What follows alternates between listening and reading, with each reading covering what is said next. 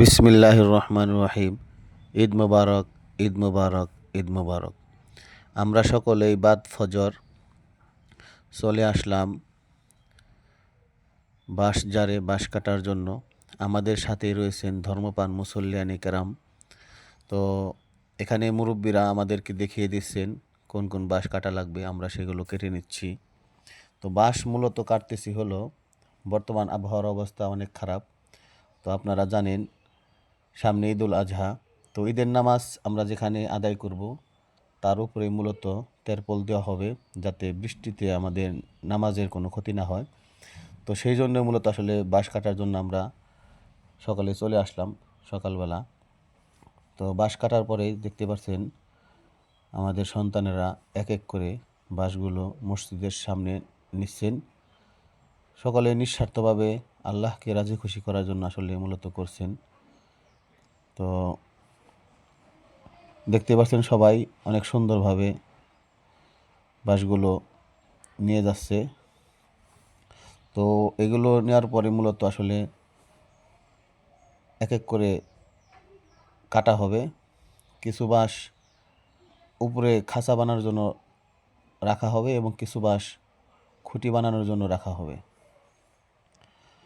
তো আমাদেরকে দেখিয়ে দেওয়ার জন্য মূলত আমাদের আলমগীর রয়েছেন, সে এ ব্যাপারে অনেক পারদর্শী। দেখতে পাচ্ছেন আমাদের সুলাইমান কাঁঠাল গাছের ডাল কেটে ফেললো। তো এই যখন আমি মাটি খনন করতেছি, এখানেই মূলত খুঁটি গাড়া হবে, চতুর্দিকেই খুঁটি দিয়ে বেষ্টন করা হবে। তো প্রথমে হলো খুঁটি গাড়ার জন্য আসলে মাটি খনন করা হচ্ছে, এরপরে মূলত খুঁটি গাড়া হবে। তো তারপরেই উপরের খাঁচি বানানোর কাজ করা হবে। তো আমরা সকলে এখানে প্রস্তুত রয়েছি। আমাদের সাথে আমাদের চৌদ্দ ইমাম সাহেব রয়েছেন, মুজাম্মিল মাস্টার কাকা, আব্দুর রাজ্জাক কাকা, আলমগীরের আব্বা মনির ভাই, আমাদের জুবায়ের, রিপন, সোহান, আরও অনেক মানুষ রয়েছেন, আমাদের লাল মিয়া ভাই। আসলে সকলেই নিঃস্বার্থভাবে এখানে কাজ করতেছেন, কাউকে এরকম জোর করে আনা হয়নি। এই যে এইমাত্র ইয়াসিন আসলো আমাদের মাঝে। তো আপনারা সকলেই দোয়া করবেন আল্লাহ যেন আমাদের সবাইকে ইসলামের জন্য কবুল করেন এবং সামাজিক উন্নয়নমূলক কাজে আমাদের যেন আল্লাহ তাআলা সবসময় পাশে থাকার তৌফিক দান করেন। দেখতে পাচ্ছেন আলমগীর বেচারাটা অনেক অসুস্থ, তারপরেও এখানে আমাদেরকে দেখিয়ে দেওয়ার জন্য আসলে মূলত এখানে চলে আসছে।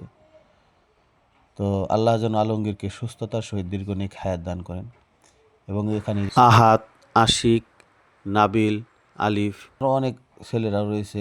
তারা আসলে যে ঈদগার মাঠের সামনে, মসজিদের সামনে আসলে কিছু ঘাস বড় বড় হয়ে গেছে, তো এই ঘাসগুলো আসলে পরিষ্কার করতেছেন তারা। তো এই যে ঈদগার মাঠ মোটামুটি প্রস্তুতের মতো হয়ে গেছে। তো তারপরে খাঁচা বান্দার কাজ করতেছেন আমাদের জুবাইর। তো খাঁচা বান্দা হয়ে গেলেই যেখানে আমাদের লাল মিয়া ভাই খাঁচা রশি দিয়ে বাঁধতেছে, তারপরে মূলত আসলে তেরপল টানিয়ে দেওয়া হবে। কারণ আবহাওয়ার অবস্থা তো ভালো না, এর জন্য আমরা আজকে তেরপল টানাতে পারলাম না। আমরা মূলত ঈদের দিন সকালবেলায় তেরপল টানিয়ে দেব ইনশাল্লাহ। ভালো কাজের ভিডিও করা মূলত আসলে মানুষকে দেখানোর জন্য না, এই ভিডিও করার উদ্দেশ্য একটাই, আমাদের এই ভালো কাজ দেখে যেন আপনারা সকলেই ভালো কাজের প্রতি উদ্বুদ্ধ হন। সকলেই আমাদের জন্য দোয়া করবেন। আসসালামু আলাইকুম রহমতুল্লাহি ওয়া বারাকাতুহু।